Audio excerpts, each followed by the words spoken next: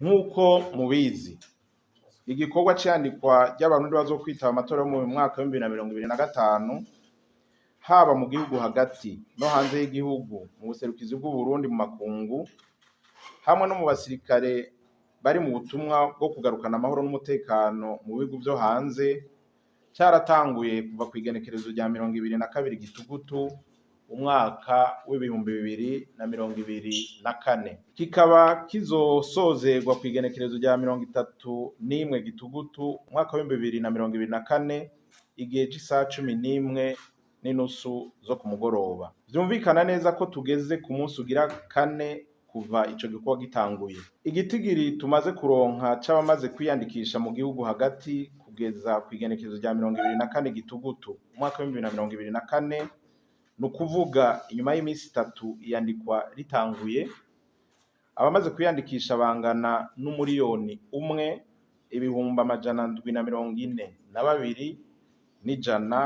742,111.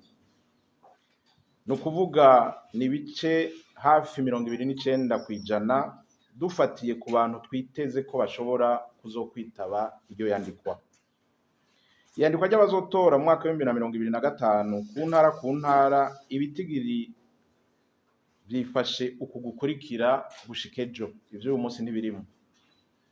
Mu ntara ya Gitega gushika ejo hari hamaze kwiyandikisha abantu bangana n'ibihumbi 482,880.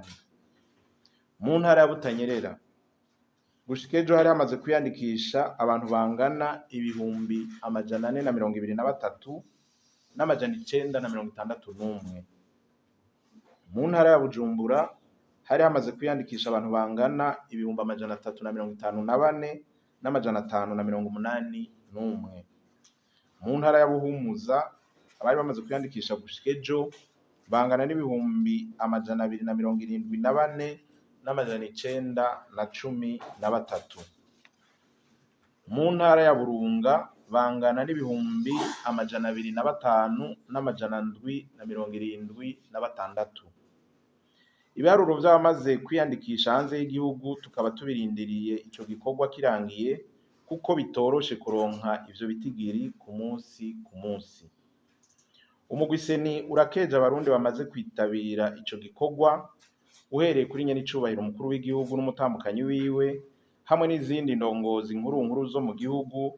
Aha twovuga uwurongoye inama nshingamateka, nkenguzamateka, hamwe n'icegera c'umukuru w'igihugu biyandikishije ku munsi wa mbere ico gikorwa gitanguye. Tukaba tubakengurukiye cane kuri ako karorero keza batanze mu kudutera n'intege muri ico gikorwa. Umugwi seni ugahamagarira abasigaye bakwije ibisabwa kwiyandikisha iryo sango ntiribarengane. Umugwi seni uboneyeho akaryo ko kwibutsa abarundi ko gutora ari uburenganzira n'agateka kuri uwo wese akwije ibisabwa, ko ari nk'itegeko kuri uwo wese arajwe ishinga n'akazoza keza k'igihugu camwibarutse. Dusavye abakozi bariko barandika abenegihugu kutadebukirwa, kandi ko bokorana umwete, ubupfasoni, ubwitonzi n'ubwira vyabaranze kuva batangura ico gikorwa gihambaye igihugu cabashinze. Ubasavye kandi kubungabunga neza ibikoresho bafise kuko ari ivy'igihugu. Turibukije kandi ko uwo wese yiyandikishije ko ategerezwa kubika adata karya gapapuro bamuha atahana, ntagate kugwangara kuko ntigasubirizwa, niko azokwerekana kugira ngo ashobore kuronka ikarata yiwe y'itora. Urusansuma ruriko ruraba uno munsi n'iyandikwa ry'abakwije imyaka 18 n'irenga ngo bazotore bongere bitoze mu matora y'umwaka w'2025. Abarundi bavutse imbere y'ukwezi kwa gatandatu mu mwaka w'2007 nabo nyene bararekuriwe kwiyandikisha, kuko amatora yo muri ruheshi umwaka w'2025 azogera bamaze gukwiza imyaka 18. Iyandikwa ryo mu gihugu hagati ry'abazotora ribera mu bibanza vyategekanijwe n'umugwi seni biri ku mitumba n'amakaritiye bigize igihugu c'u Burundi. Ivyo bibanza birazwi kuko twarabishikirije, nta kindi kibanza na kimwe kirekuriwe kuberamwo iryo yandikwa. Umugwi seni uhamagarira abajejwe intwaro ku nzego zitandukanye guhimiriza abarundi bakwije ibisabwa kuja kwitabira ico gikorwa. Amashirahamwe atari make yarasavye kandi yararonkejwe uburenganzira bwo gukurikirana iyandikwa ry'abazotora mu mwaka w'2025. Abamaze kuronswa impusha zo gukurikirana igikorwa c'iyandikwa mu gihugu cose bangana na 91.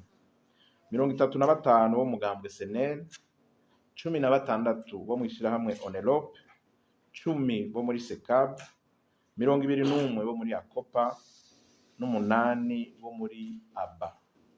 Tuboneyeho kubashimira kuko kurorera ico gikorwa biratuma integuro y'amatora yizigirwa kurusha.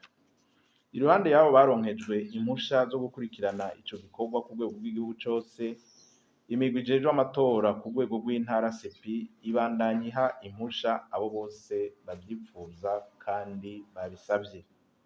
Umugwi w'igihugu wigenga ujejwe gutunganya amatora seni usaba abarundi kutitiranya iyandikwa ririko riraba kino gihe na rusansuma iherutse kuba kuko si bimwe.